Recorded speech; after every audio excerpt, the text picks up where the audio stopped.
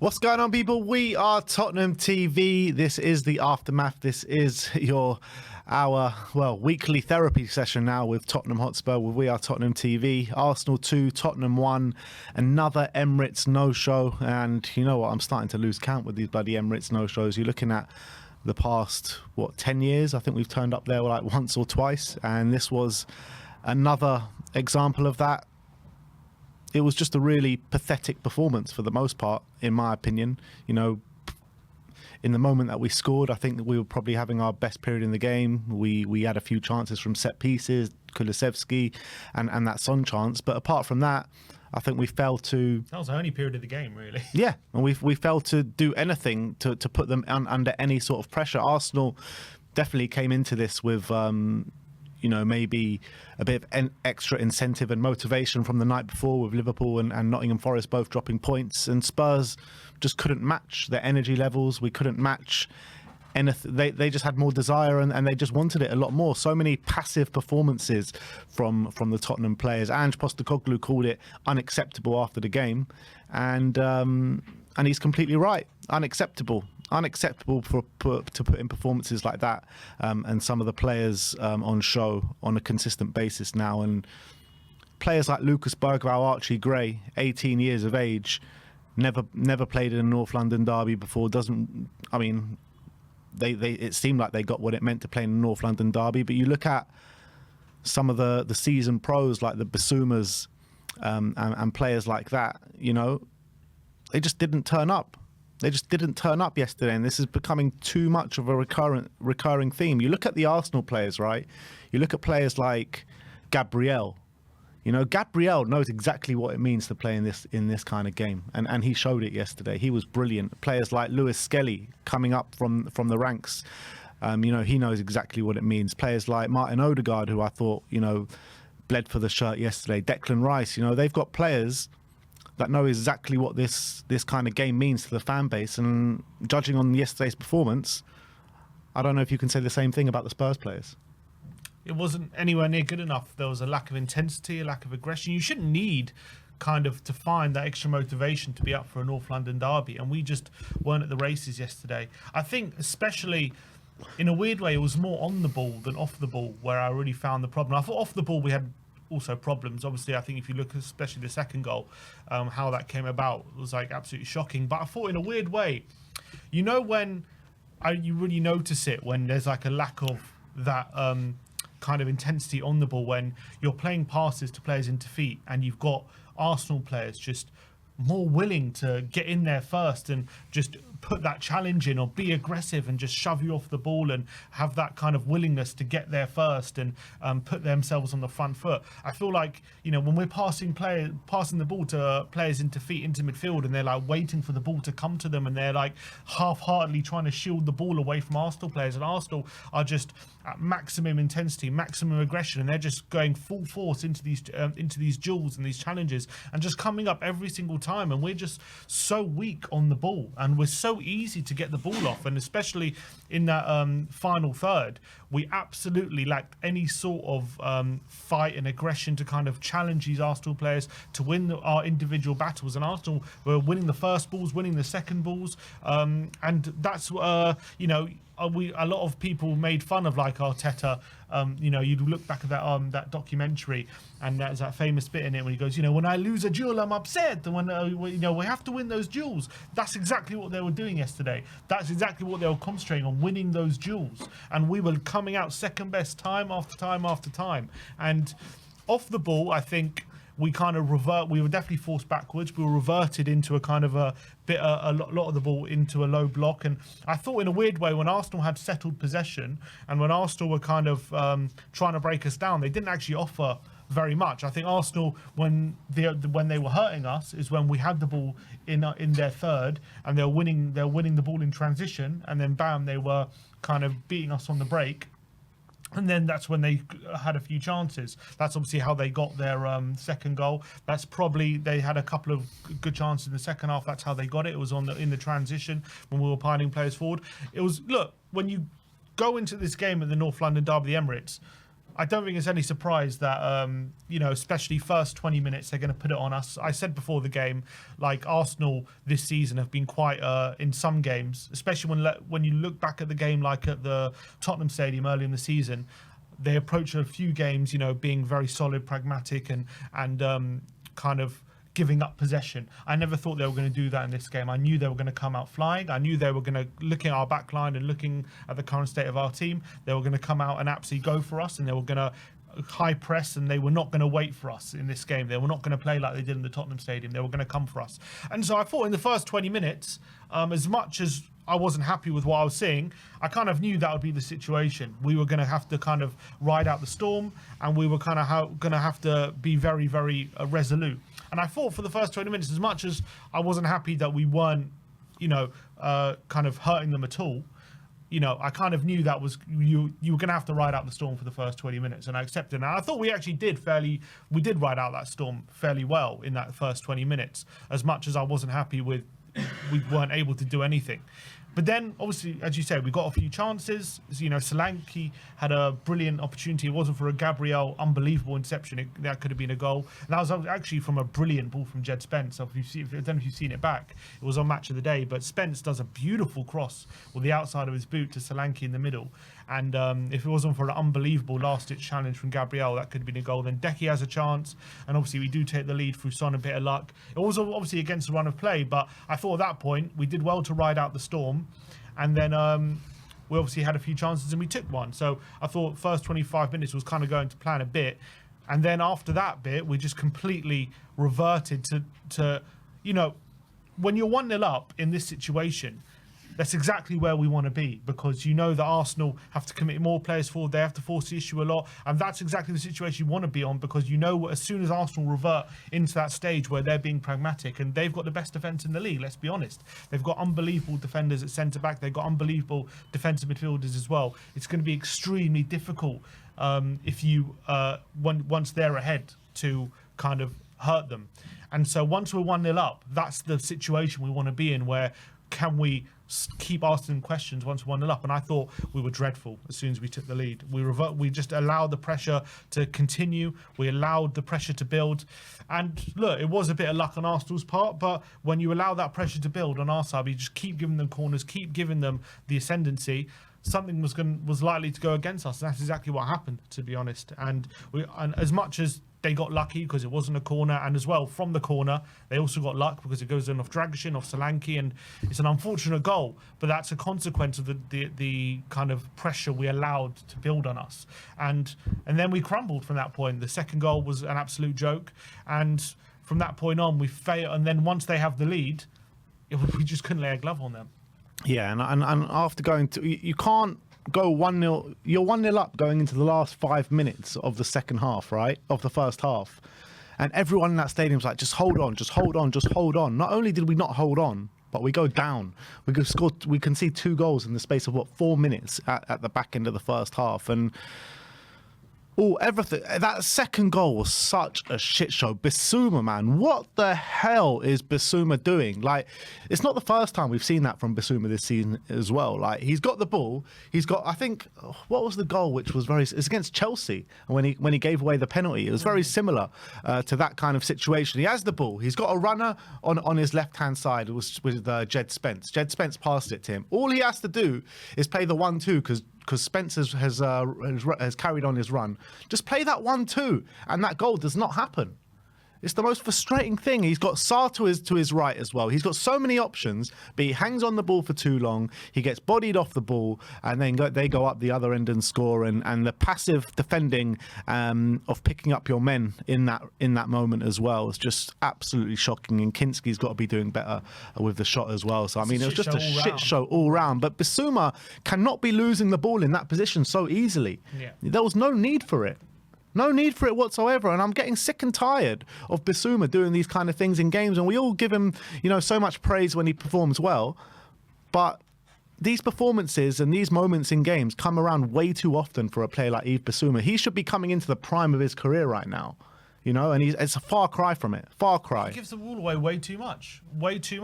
Even at his best moments last season, he would still have moments where he would give the ball away and lose concentration, but he would make up for it with, you know, some really good play on the ball. And but unfortunately, those moments are becoming too few and far between for him.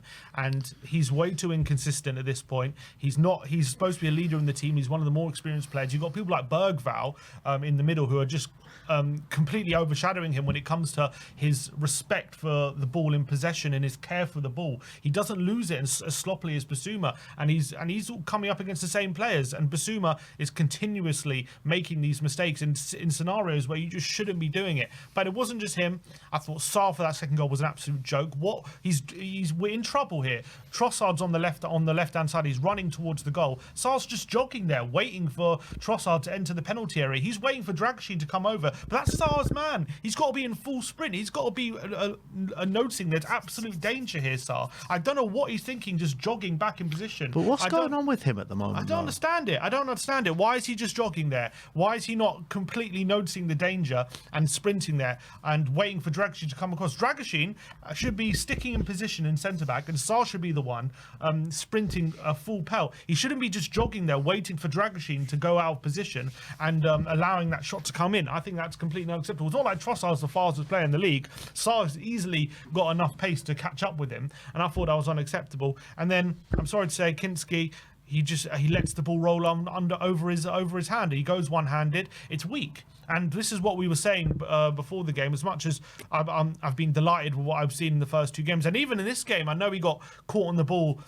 He maybe got caught dawdling. Maybe he was guilty of being too confident on the ball on a couple of occasions in this one. But I thought by and large he was dealing with the crosses quite well. He was coming for corner. He was being confident in what you need to do against Arsenal. But I thought obviously the goal they scored, he was fairly weak for it. He got caught under the ball, and obviously look, a bit of luck went for Arsenal, but he got caught under the ball for that corner. And then for the goal, it's weak. It's weak. It's a weak hand. He should be stopping that. I think he could even go with it with two hands. I don't think it's the best strike from Trossard, as much as it's a decent effort. I don't think it's the best strike from him, and I think Vicario saves that. I think he should be saving that. And from a shot stopping point of view, there have definitely been some things I've seen even before he joined, when I've been looking at his kind of compilations, and also he had a kind of dodgy moment against Liverpool where he let the ball squirm under his arms, but luckily it didn't cost him. And then that moment wasn't great at all. He should be saving that. And so yeah, look, as much as Kinski's brilliant on the ball, and I think even in this game, I know he maybe was too overconfident at some points. I still think he showed his value on the ball. Clearly, he's still a very young keeper, and he's got some improving to do on his shot stopping, because that just wasn't good enough. He should be stopping that. And again, if you go in at halftime at 1-1 as opposed to 2-1 down, again it changes the dynamic of that second half, in my opinion, because Arsenal still have to go for that second goal. And when they had that second goal, they could just sit on that, and they found it very easy to sit on that second goal in that second half. And that last 5 minutes really cost us, I think, because again, if we go in at halftime 1-0, I think as much as we weren't great in that first half, you give the team credit for riding out the storm and being resolute, but you can't give the team credit for doing that because we crumbled and we went in at halftime 2-1. But I do have a bit of sympathy just because it wasn't a corner, and the goal, it wasn't as if like it wasn't a corner ball, you have to defend it better. Like, it wasn't a corner, and then Dragoshin wins the header and it bounces off Solanke. Like, they had nothing to do with that goal, really, Arsenal. It was just complete luck. Yeah, so but I feel sorry for them at that point. But I do think the way Dragoshin headed it back, he headed it in the direction of Kinski, right? That's where he was heading it to. And he was forced to do that because of the aggression of Gabriel at the back post. So they did have something to do with it, because Gabriel was the one that put the pressure on Dragoshin that forced him into making an error. Yeah, they put pressure on him, but at the end of the day, they didn't touch the ball in that. It was a good delivery from Rice, fair play, but it literally bounces off Dragoshin, bounces off Solanke, and it goes in. So, and it wasn't a corner. So the whole thing was a whole big slice of luck. But you earn your own luck in this game, and that's reality. Yeah, Arsenal completely deserved the win yesterday. Like, we didn't play, and Arsenal dominated us for pretty much the whole game, apart from like a 5-minute spell in the first half. They dominated us we could barely get out, and when we did, we had no quality to sort of break them down. Saliba and Gabriel were rocks at the back. I mean, we got a tiny bit of spare change out of Saliba once or twice, but look, the reality is we were nowhere near good enough. The energy levels nowhere near good enough. You know, you need to find that bit extra, particularly in a game like this when you're up against it, when you're facing that crowd at the Emirates, you know, who love to beat us. And we did nothing to pull ourselves into that game at all, ever. And when we were in the lead, it was just due to a massive slice of luck. You're saying like their goal was a slice of luck. Well, our goal was a slice of luck as well.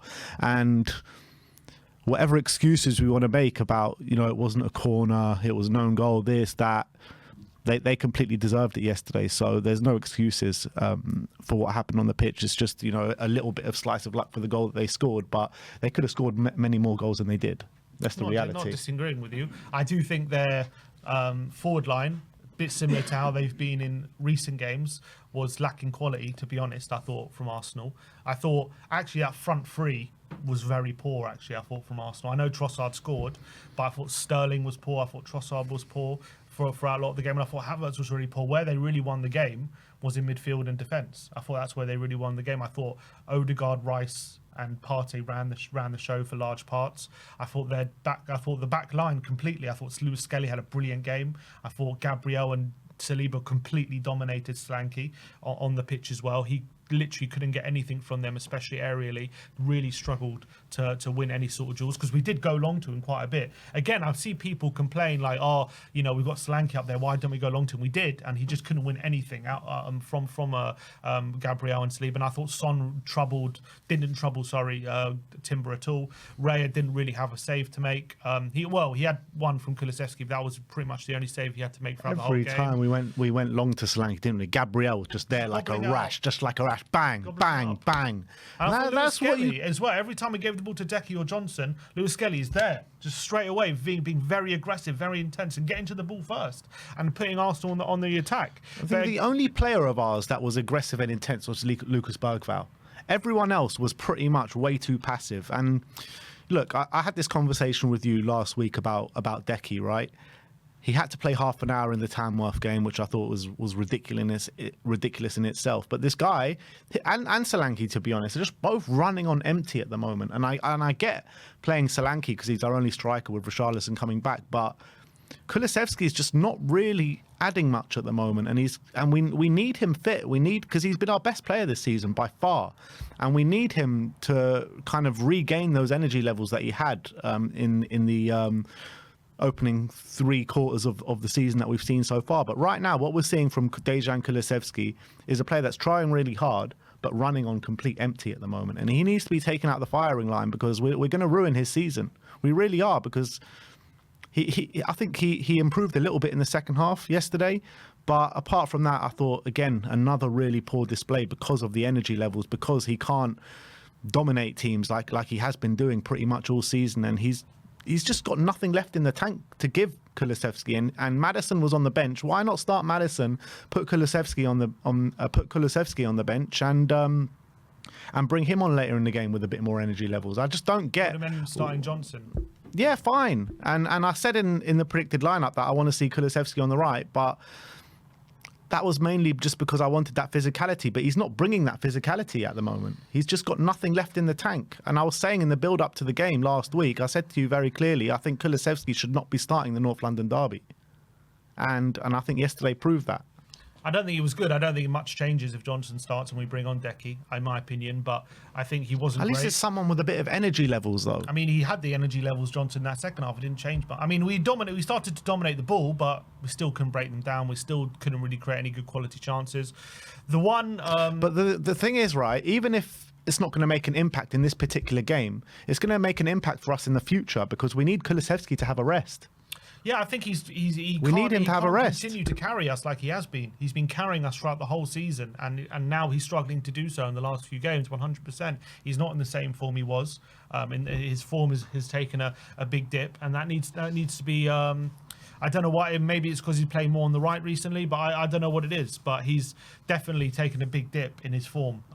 Maybe he's losing that extra bit. I mean, he's been unbelievable throughout the whole season. He had an unbelievable mentality, but maybe for him, it's hard for him to keep putting like unbelievable performance after unbelievable performance, and we're still not getting the results. At some point, I think we've run him into the ground. I think he's just tired. Maybe, and he's probably played a lot of the minutes. Maybe that as well. But I think psychologically, when you're putting in 8s and 9s and 10s out of 10s every week, and we're losing games.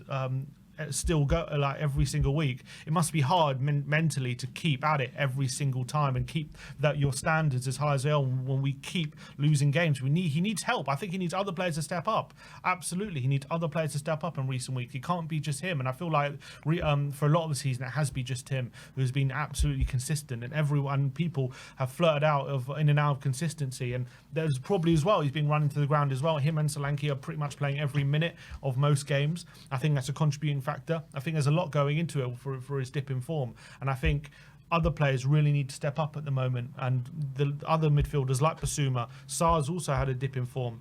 Maddison's come on and not done anything, and I know I've been one of the defenders of him, but recently as well he's just not been at it. He's not doing much. At least before he was doing consistently, at least getting some goal contributions, but recently, the past 4 or 5 games, I don't know how many goal contributions he's had. I can't think of too many. So I think he needs to be doing a lot more in recent games. I think the front three, I have to say, the wingers, man. I know Decky started on the wing. Son, I'm sorry, he's just not doing enough. He's not doing enough. I think the whole point of our system is basically the whole reason why our fullbacks invert is to get the wingers in certain situations where they can run at fullbacks and they can really take the game and create space and create opportunities.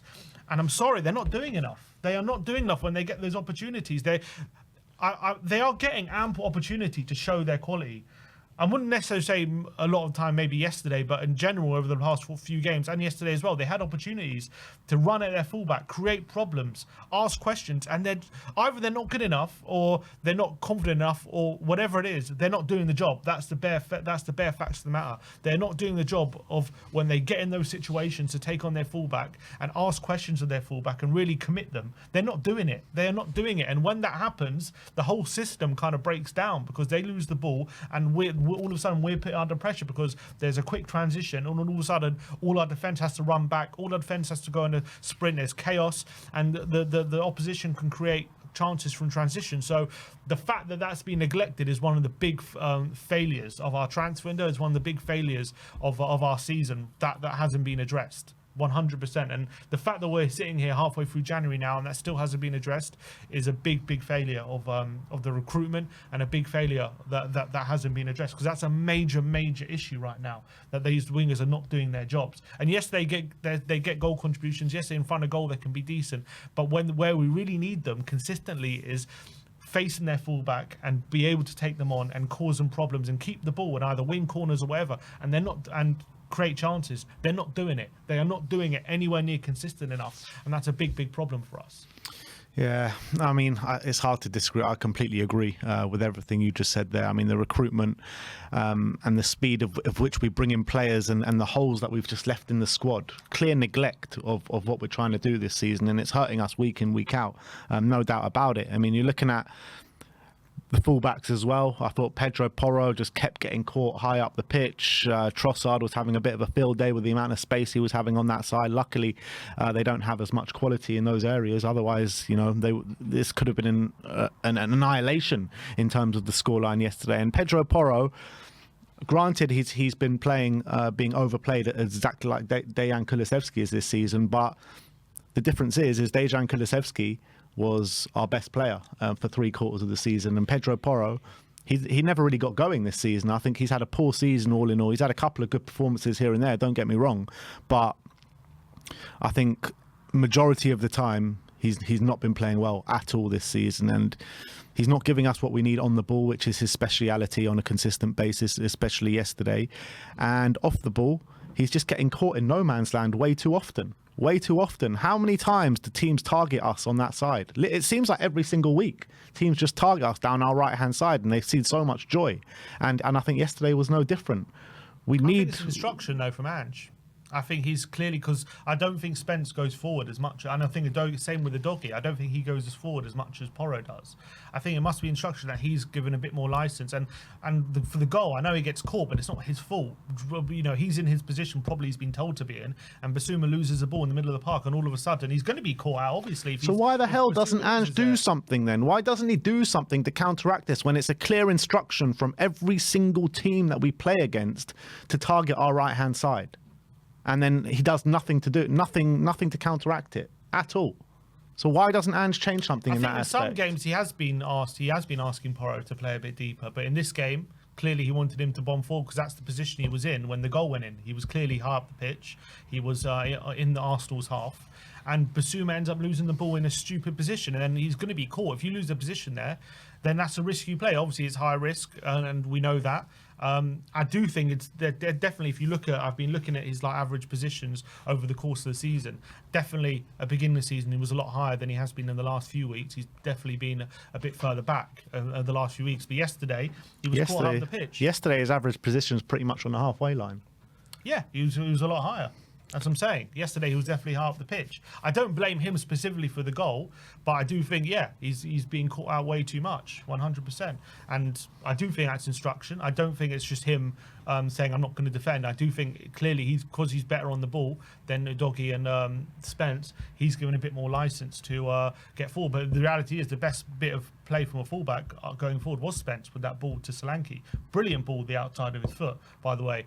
But I still also think Spence is definitely struggling, not defensively, but I do think on the ball. I know he put that brilliant ball in, but he is struggling getting forward because every time, I've said it, he gets forward and he keeps having to chop back on his right foot, and it stops all the angles when he's going for overlaps or underlaps. Also, especially in possession, I think in settled possession as well, it's way too predictable, and I think teams are reading it, and that's why if you even look at the goal we conceded. The second goal, it comes from Spence being feeling like he has to come inside because he wants to be on his right foot, and instead of maybe going on the outside to Son, he goes inside to Basuma, and as much as Basuma shouldn't be losing the ball, he does put him in trouble with that ball inside. So I think again, it's kind of like teams are kind of waiting for Spence to come inside a lot of that time, and he doesn't seem comfortable when he's on the ball. I feel like when he's on the left too much, and look, we don't have anyone else right now, so, and I don't think. Again, when I'm not saying he's bad or he's doing a bad job, because I actually thought Spence did well yesterday. But I do think him being on that left-hand side in possession is definitely hurting us for sure. I do feel that. I mean, I said this to you yesterday in the post-match reaction that we did, and I've been thinking about it a lot. And I'm looking at it like the players that were stepping up in pre-season. We always said, "Oh yeah, we can't really read too much into it because it's pre-season." But I feel like now it's become more evident as well. Like these season pros that we've got, like the Poros and the Basumas, and who stepped up for us in pre-season, right? It was Bergvall, it was Devine, it was Gray, it was Kuluveski, it was these kind of players, right? Because I think Sarr had a poor pre-season, didn't he? I think Basuma, I think all these kind of players who's in our ideal starting 11, what we saw at the beginning of the season, all were pretty poor in pre-season, and you got the second half, the kids came on and we looked really good. And you're looking at it right now, the only players that are performing real consistently for us this season is Kuluveski, apart from in recent weeks when I think he's been overplayed. Bergvall, he's performing since he's worked his way into the team. He's been so consistent for us. He's been our best player. And Archie Gray, he's been so consistent for us. And all the other players, it's just hit and miss from all of them, week in, week out. And it just boggles me. And maybe what we saw in pre-season, we should have trusted what we saw in pre-season a bit more, and trusted these players in Gray and Bergvall a bit more in the start of the season, and maybe wouldn't be in the mess that we're in right now.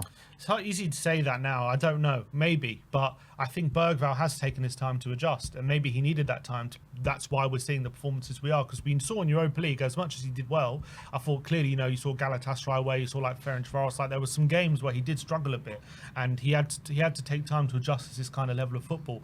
And maybe the reason why he was seeing such consistent and good level performances is because we've given him that time to breathe and adjust instead of throwing him in the deep end. So I don't know if that's true, but clearly right now that is true. Gray and Bergvall are the ones really stepping up, and Spence even are the ones really stepping up. And Spence is another one from pre-season. Providing consistent performances. That's the truth right now, 100%. Maybe if we did it from the beginning of the season, I don't know. I'm not going to sit here and say we wouldn't be the mess we're in if we just started them every game from the beginning of the season. I don't know if that's true, but definitely right now I agree with you. They're the ones stepping up, and it's not good enough. We are senior pros who are senior in the dressing room. They're supposed to be leaders. There's a leadership group out there who are not doing their job. They're not providing the standards for this football team, and we're relying on youngsters, 18-year-olds right now, to provide those standards, and that should never be the case. It should never be the case that they should be the ones who are inconsistent, and our senior pros should be the ones who are providing consistent performances. And if they're let down by 18-year-olds, you can kind of accept that, because the 18-year-olds are, they're 18 and they should be inconsistent at that age. But the fact that they're the ones showing the standards for the team, and the senior pros are out there putting in middling performances and inconsistent performances and weak and lack of leadership, and not the ones showing for the ball, and not the ones being brave, and even just showing standards like care for the ball. Like Bergvall has 100% more care for the ball than Basuma does. Like when Bergvall gets the ball, it's like he's aware of his surroundings, he's aware of where the space is, he turns into it, he makes sure that his touch is absolutely spot on, he makes sure that when he's turning into space, he knows there's a player not there, he knows that he's not turning himself into trouble, he knows he's not going to lose the ball.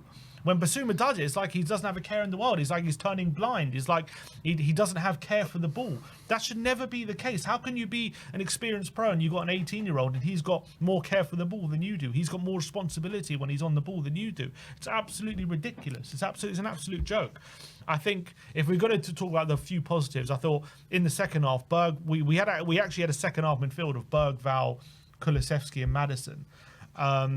And I actually thought, considering that was our midfield three, you go into the game at the Emirates, and Ange obviously started the game with Basuma Sarr and Bergvall, because he said we needed legs in the middle and stuff like that. And we actually had Bergvall, Maddison and Kuluveski, and we were able to kind of dominate the ball a bit, and we weren't actually. And I actually thought, the point being, I actually thought we competed well in the middle with those three, which is and with Bergvall sitting in the six against Arsenal, right? You would have thought, hypothetically, that could potentially be a recipe for disaster, and we could be not be able to compete in that middle with those three, because you look at that's a very attacking midfield three, and you think, how are we going to compete in the middle? And I actually thought we competed in the middle fairly well, considering that was our midfield in the second half, which was a bit of a nice surprise. And the fact that Bergvall played in the six, away at Arsenal in that second half, I thought he was brilliant, absolutely brilliant in that six, and that was one of the few positives I thought coming away from that game, was like, maybe we should just be starting Bergvall in the six from now on, because if you can do that at the Emirates, and he started in the six against Newcastle, I think, didn't he, for that game? I think obviously he started in the 8 against Liverpool, but he's now performed against Newcastle,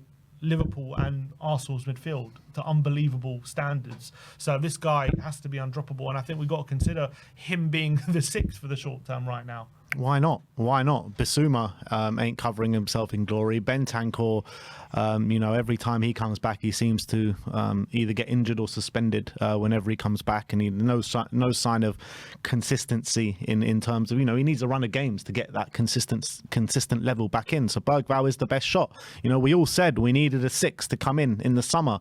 We were having these arguments, don't you? You were saying, who can we get that's better than... It's hard to get a player that's better than Basuma and Bentancur. I mean, I'm sorry, but with the levels that Basuma's showing on a consistent basis, how is it hard to get a player that's better than him? Bergvall's come in, an 18-year-old kid from Sweden, and he's showing better consistent levels than Basuma at the moment. So we need a proper six to come in, whether it be in January or the summer. And we said that last season. That's just more evidence of neglect within this squad. I'm sorry, Basuma's been a flop. He has been a flop since joining us. He's had 2 poor seasons. He had a good first 10 games of last season and a few good games this season, and that's it. That is literally it. And I'm so fed up of watching him, because you just don't know what you're going to get. You literally don't know what you're going to get from him. And even when in the good performances that he has, still this careless lack of sense of wanting the ball and keeping the ball.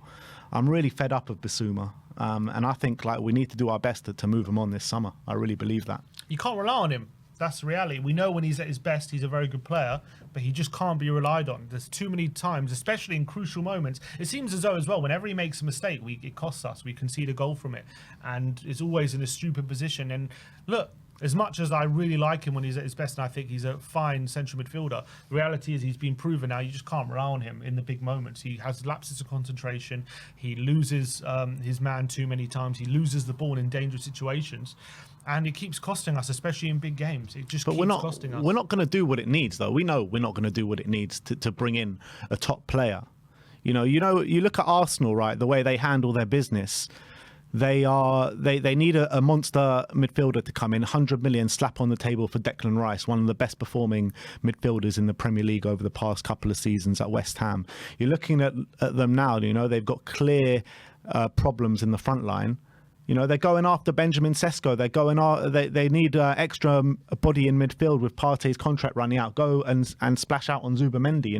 We're not going to do and go after these top players. So we're never going to be fighting at that top level that we so crave to do. You're talking about record profits and the stadium and how it shits out money, but yet we're still going to be going for these 18-year-olds or players that are. Have one good season behind them in the Premier League. We're never going to go for that top tier player. We're never going to spend 100 million on a player for sure. We're not. That's the reality. That's what we have to accept right now. We're not going to spend 100 million on ice. Well, how we've shown we will spend 50 to 60 millions. We've done that with a few players now. If the players there, but these players that we spend it on are literally just players with like one good season behind them. That's it. Like we don't go for like the players that have been doing it year in, year out. We just don't do that. We don't go for sure things. We go for things that that could do well. None of our signings, you're saying like, bang, yeah, that is an unbelievable signing. That's going to take us on to the next level. Yeah, hard to disagree with that. The recruitment is definitely, especially since Andrew's come in, that's been the kind of. Clearly the model is trying to get value in the market in terms of getting players who we think are about to really come into their own, really explode, but not really players who have been consistently doing it over a number of years. That's definitely the model, I think, at the moment. And I think by and large, a lot of the players have been good, but they haven't been good enough to take us to that next level 100%. I think, as I've said, right now, since Conte's come in, clearly the project or what the idea is to really lower the average age of the squad, completely freshen up the team, get a lot of younger players in that can really build together. And right now, we clearly lack that experience, and that's exactly what Andrew's been saying. That was Arsenal's remit as well. When Arteta came in, they had an ageing squad with the likes of Lacazette and Aubameyang. And it took them 3 years. Yeah, but look at the way that they've handled their business as opposed to the way we've handled our business. Yeah, but Rice was signed in Arteta's 5th season. You know what I mean? It wasn't like they were signing Rice-level players throughout the whole time. Mm-hmm. So but the year before... In fact, they were doing something similar to us, signing similar level of players like Ben White, like who else they signed? I can't remember who else they've signed off the top of my head.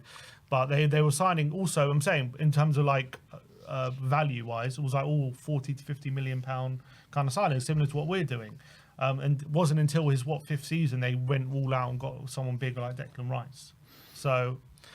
they've clearly done a better job with it. And look at where we are in the league. But of course, they gave Arteta 3 years before they really started to push for big things. So we're obviously just over 18 months in now. We're dropping like a rock at the moment, no doubt about it. In terms of the overall picture with Ange, with every defeat, the pressure will build. I'm not blind to that. I know that. We can't continue to lose game after game after game and expect for him to stay in a job in impunity. There will be a sticking point where that will change. As much as I still believe I would keep him, and I still believe that's the right course of action for now. If I'm sitting here in a month's time and we've still lost every single game, I think there will have to be a conversation. Regardless whether you think it's right to keep him in a job or not, like forget the Ange in, Ange out debate, like whether you think we should sack him now or end of this, whatever. Forget that for a second. Do you firmly believe that he is the right man to take this club forward for the foreseeable, for like the next 2 seasons? I'm undecided on that. I think the jury's definitely out on that. Do I truly believe right now he's the man who's going to take, who's right for this project and to take us forward? I'm not convinced by it. I'm going to be honest. I don't know 100% that he's the guy. What I do know is that when we have played well, when we are on our game, and when the system is working, we are a very hard team to play against, and we play great football.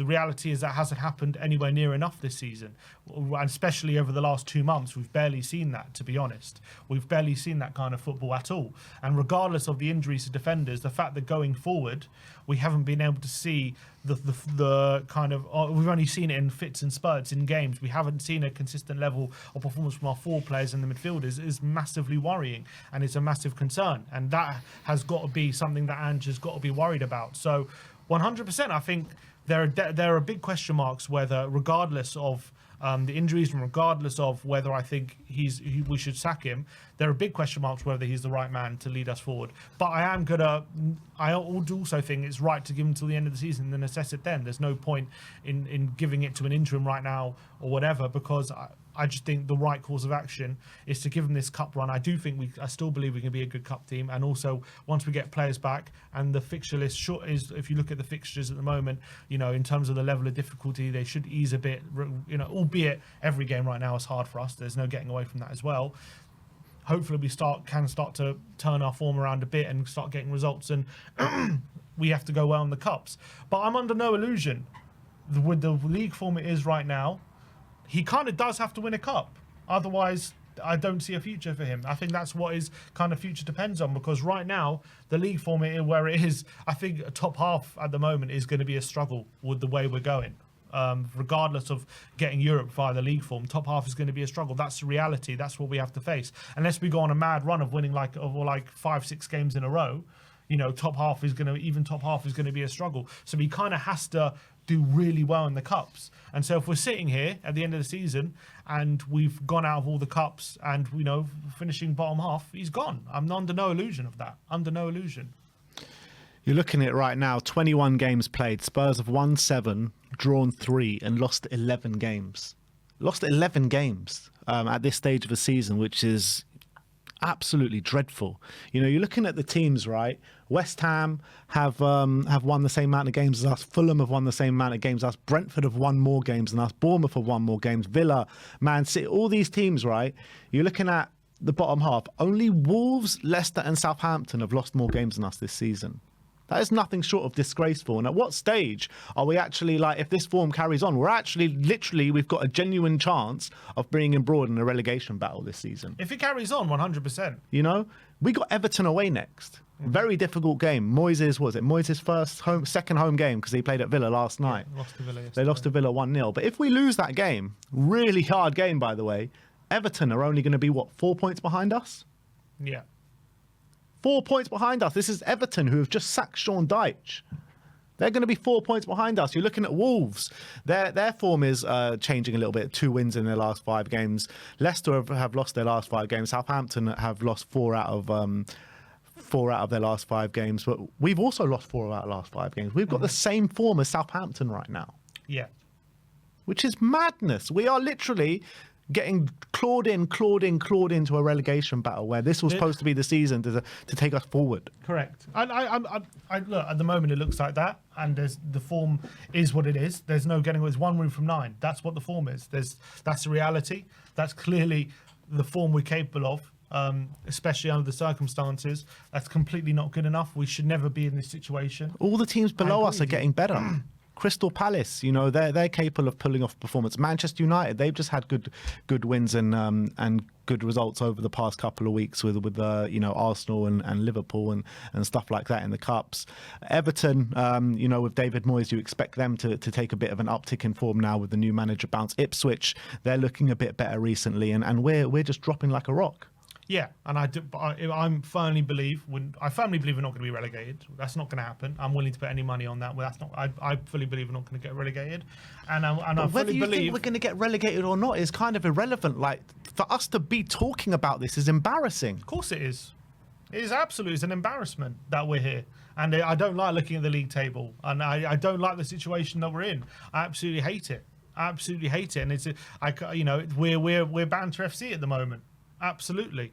But I fully believe, I'm not saying we're going to turn and we're going to finish top 4 or anything. I fully believe we're not going to be embroiled in that. We will be back in the top half, I think, hopefully in a couple of months, regardless of whether you think that's a good thing or not. I do think we can start to win a few games soon with the fixture list turning and all these different things. I don't think this form is going to continue in impunity. I do think we'll start to get wins. If you look at all our defeats, I know yesterday, again, there's a lack of fight, and that's happened a few times. But again, all these defeats are very, very slim margins. A lot of them are fine margins. When you look at like Southampton and Wolves and all these other, and Everton, all these other clubs, a lot of their defeats have been part of heavy defeats. And a lot of them have been battering. It's not like we're being battered every week, most games are very, very fine margins, are very, very close calls. And I do think once we either get some signings or get some players back from injury, that will start to turn. We will start to get some more results in our favour. So I do think that will turn. And I also think that how we've been in the cups and how we do play does suit being a bit of a cup team, and does suit with us being up for it on our day. That can suit really going for those cups. So I still think, as much as how horrendous it looks like now and how bad it is, I still think, I'm not saying it will happen, I'm not saying this is guaranteed to happen or definitely will happen, but I still think there's a chance for us to do some stuff in the cups, and I do think results will turn enough in the league that we won't get embroiled in that relegation battle. But I don't understand the fear right now, because the form is, I don't think, it's not like we don't deserve to be where we are, because we do, because that's the form we're in. And it's not like a lot of the results, especially recently, we haven't deserved a lot of those defeats, because we have deserved even the games, even though there have been fine margins, the results have been deserved. There's very few games, especially in recent weeks. I think the beginning of the season was different, but in recent weeks there's very few games where I come away with thinking we deserve more out of that game. 100%, and I agree with that. But the reality is they are still fine margins. And the reality is, in my opinion, that a few things going in our favour, and I do think results will start to turn. I'm not saying we're going to go on a massive upswing, but we'll turn enough where I don't think it will be a conversation that whether we're in a relegation battle or not. But I mean, that is the conversation right now, and we keep talking week by week. I think we've had these conversations pretty much since the Ipswich game, and you were going, we're 3 points off top four, we're 4 points off top four. Now top four is not. We can't even see top four with the binoculars, see it through the binoculars anymore. You know what I mean? So I mean, it's getting worse and worse and worse as the game weeks passes. We got Everton away next. If we lose to Everton, then we're in. I mean, our next two games, right? Everton and Leicester, two teams that are also fighting for relegation this year. What if we don't get to any wins in these next two games? Like, where can you see us like turning into some sort of consistent form? Because I can't see with our fixture list. I can't see it. I just cannot see it. We need players back, and we need signings. 100%. We need these things. We need these things in this window, and that's what I think. I think we can get wins. I don't think with this team that's just when things are right that we can't start getting wins on the board. I think we can, and even the defeats, as I've said, a lot of them are by very, very fine margins. So I do think that can turn. But right now, it's hard to see that with the form we're on and the situation we're in. And it's obviously Ange needs to be doing better. The senior players need to be doing more, and they need to be doing better. But I do think that can still turn. I really do. I can't see it, man. I cannot see it turning. In a relegation battle? Well, right now we are. No, I'm saying, do you think we will be? Right now you are. I know. I don't disagree with you, but do you think we will be? I don't think we're going to get relegated, but I can't see us. I mean, I'm looking. We're going to be in a relegation battle? I don't, because I think Southampton, Leicester, and Wolves and Ipswich I don't think we will. Are that bad. But I don't think we're going to finish that any higher than we are right now. Like, we are destined to finish between 12th and 15th or something this season.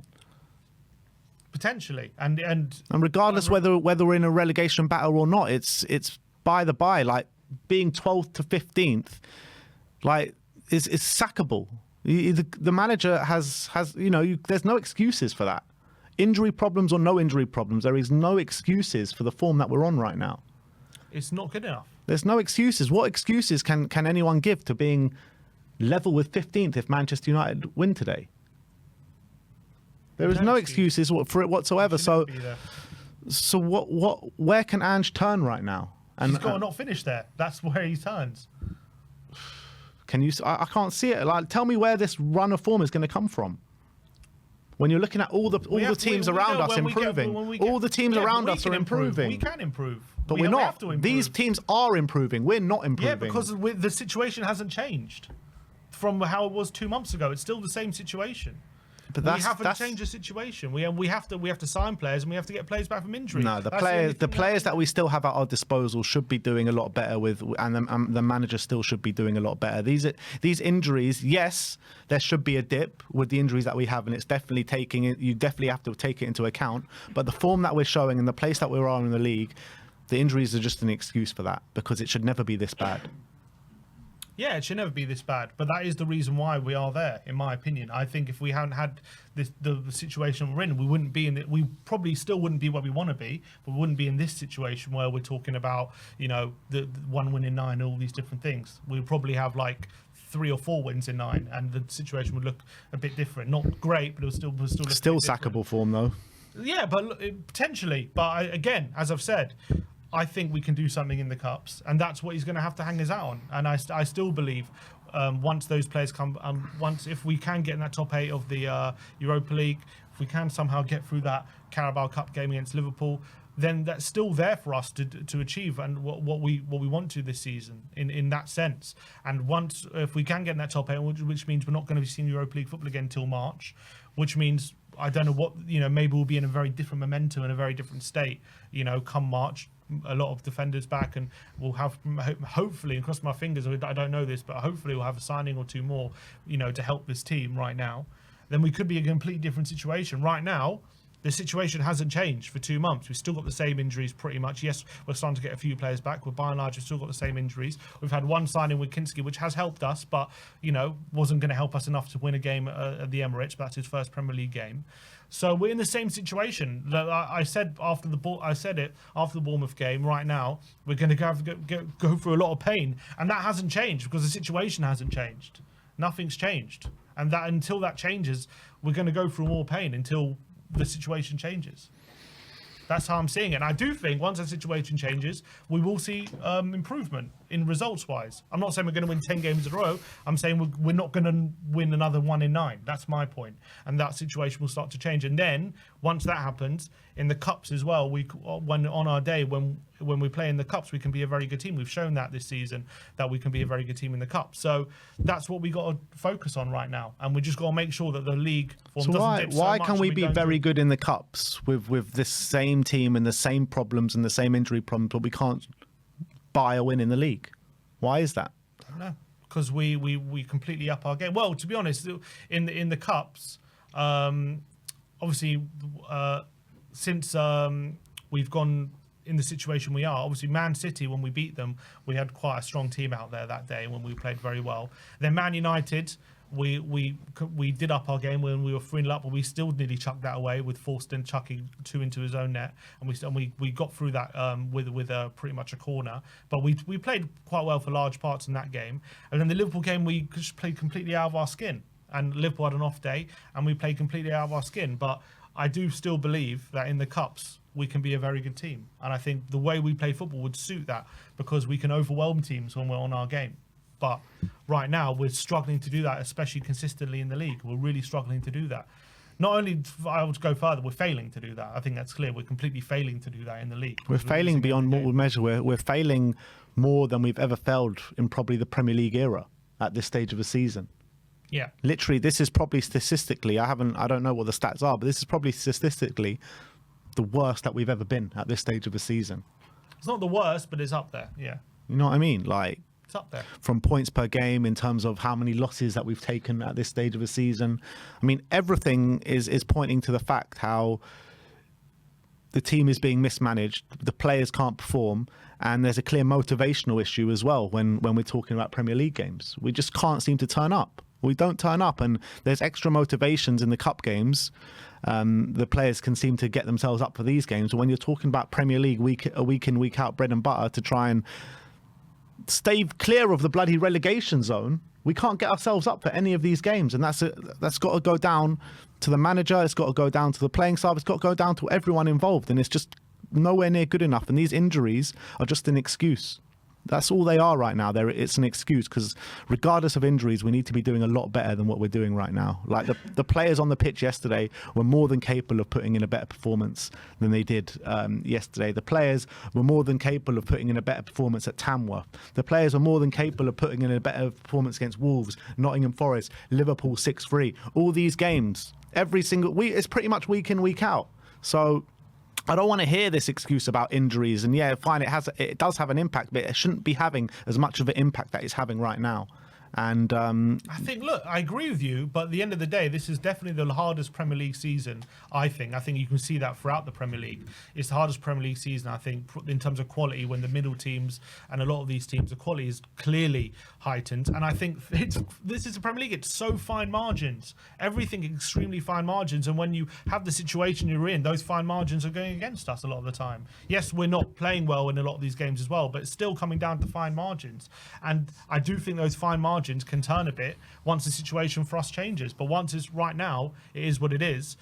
It's difficult for it to change when it's so competitive, when you got all these teams improving. Even the top teams are struggling against these teams for a lot of games. But right now we're in this situation and we can't seem to get those fine margins at Rubber the Green going our way. And until that changes, I don't see this changing. But I do think that situation can and will change. I really believe that. I don't believe. We're probably going to be sitting here at the end of the season disappointed where we finish in the league, and maybe we've gone out in the cups in earlier than we expected. And if that happens, then we say, okay. When you say the situation, you envisage a situation changing this season. What does that look like? Doing very well in the cups, getting our players back, and the league season turning. Not to an extent where I don't think we're going to finish where we want to finish the season. I've accepted that because I think the last 2 months has completely derailed us, and now I think any chance of us finishing in the top 4 or 5. Why should we accept that though? Why should we accept that? You only accept it if we can win one of the trophies. If we win the Europa League, and we can, that could be acceptable. What do you mean win the Europa League? How are we going to win the Europa League? Because we're a good enough team in the cups, I think. Do me a favour. We're not winning anything this season. How are we going to win anything this season? It's pure delusion. I don't think so. I think the pure way we delusion play can to think that we're going to win anything Man this United season. won the way we're playing week in, week out. We can win something. I still the only way we win something if we get a hell of a slice of luck, and that does not happen to Tottenham Hotspur. Manchester United have a history of winning things year in, year out. You know, they win things in their worst seasons. They did it under every manager since Fergie, apart from one, maybe have won something. I'm not sitting here saying we are 100% winning something and we're guaranteed to win something. I'm just saying we can.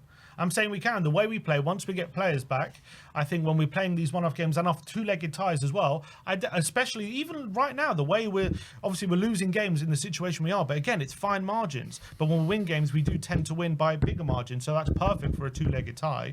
And I think in the cups we have been good. Obviously 1-0 up at the moment against Liverpool, but obviously we have to go to Anfield.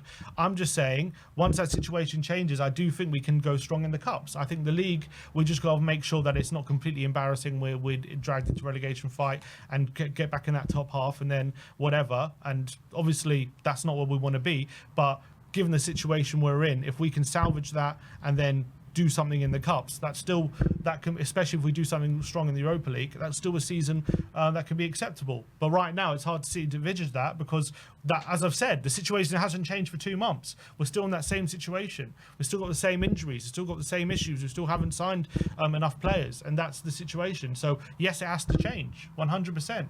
But until it changes, we're going to keep playing like we are, I think. All right. Well, that is our match review. Arsenal 2, Tottenham 1, which carries on embarrassing form against Arsenal, against our North London rivals. And even in like Spurs' worst times in the 90s and stuff, we used to get better results against Arsenal, which is crazy to think about. Was it 3 losses now on the spin at home to Arsenal, and 2 out of 3 away from home on the spin as well. So that is mad, actually. Was it 5 losses in our last 6 against Arsenal? Yep.